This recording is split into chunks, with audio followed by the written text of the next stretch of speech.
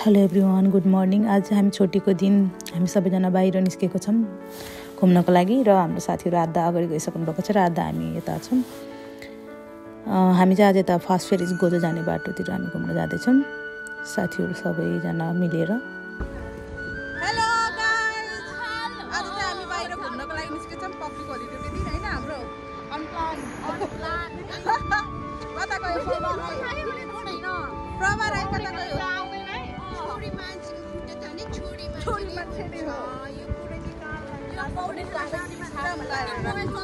अनि हामी हिँड्ने क्रममा यो हाम्रो रेल जस्तो देखिरहेको थियो, एकदम रमाइलो लागिरहेको थियो हैन।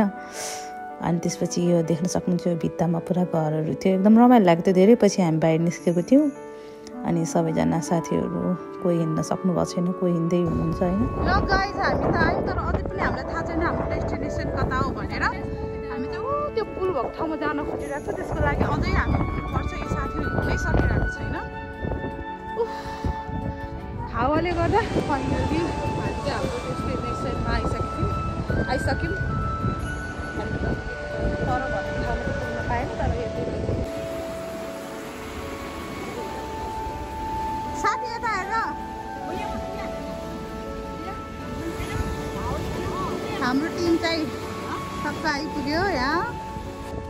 मिनी घोडा भनेको त धेरै लामो हुन्छ जस्तो छ यार, यस्तो यस्तोबाट छिर्दा अनि हामी त्यसपछि हामी यता डेस्टिनेसनमा पुग्यौँ हैन। अनि त्यसपछि साथीहरू यहाँ के बोल्दैछ अनि साथीहरू टक्क त्यहाँ हामीले बेडसिट लगेको थियो त्यो बिछाउँदैछन् र हाम्रो त्यहाँ बस्नको लागि रेडी गरिरहेको छ। अनि म चाहिँ सर यताउता सब हेरिरहेको थिएँ, एकदम रमाइलो लागेको थियो। धेरै पछि बाहिर गएको भएर होला सायद, यता समुद्रको छाल हैन, एकदम हावा लागिरहेको थियो। साथीहरू चाहिँ फिक्स गर्दै हुनुहुन्छ त्यहाँ बस्नको लागि। साथी आउनु त आइयो तर सुसु गर्न चाहिँ कहाँ जाने होला? मलाई टेन्सन पो लाग्न थाल्यो त है, सुसु गर्ने ठाउँ कहाँ होला?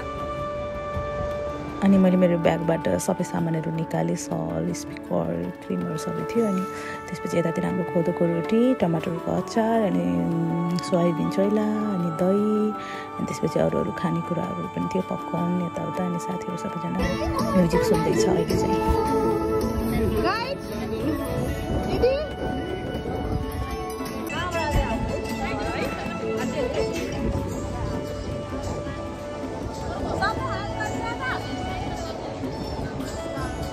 हामीले यसरी नै रमाइलो गरिरहेको थियो। अनि यसो रमाइलो गर्दै गर्दाखेरि हाम्रो नजर ठ्याक्कै सिपमा पऱ्यो कि कस्तो राम्रो के त हेर्नु न, वेदरहरू यता कस्तो राम्रो देखिरहेको थियो।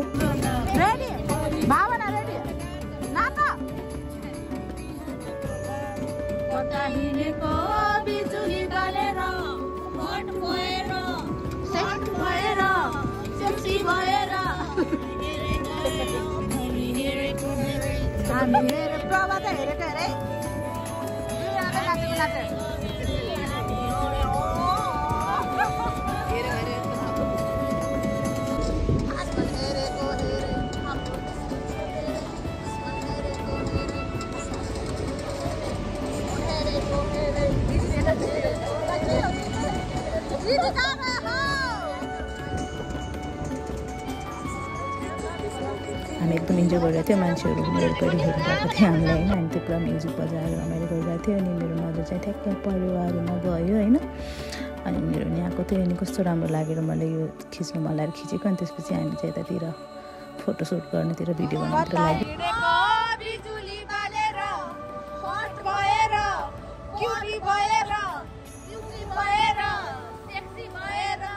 अनि पुरा गीत गाइरहेको थियो। अनि साथी अलि एक्साइटेड भएर के भनिरहेको, तर डोन्ट माइन्ड है साथीहरू। अनि त्यसपछि मेरो भिडियो सुट गर्ने पालो आयो। साथीले एकदम मजाले होइन साडी लगाएको भिडियोहरू सुट गरिदियो। मेरो साथीहरू अल्छी छैन कि यसो गरिदियो न भने चाहिँ ओके भनेर मजाले गरिदिन्छ। त्यसपछि हाम्रो चाहिँ आजको दिन सक्यो। अनि हामी घर फर्किँदैछौँ, साथीहरू हेर्नु थाहा गइसक्यो।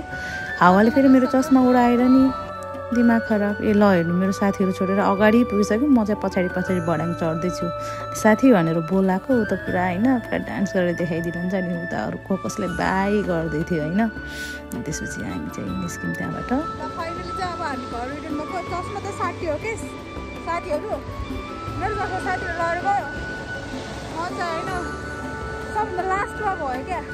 तपाईँलाई थाहा छ बस पुरा साडी लागिसकेको अनि हामीले बोल बुक गरेको थियो, घरमा बोल आइसकेको थियो। सो अनि हामी चाहिँ फाइनली बोलमा चढ्यौँ। अनि त्यसपछि साथीहरू म बोरिङ भएर पुरा अगाडि गफ लगाइरहेको थिएँ एकछिन मेरो साथीहरू गफ सिद्धिने त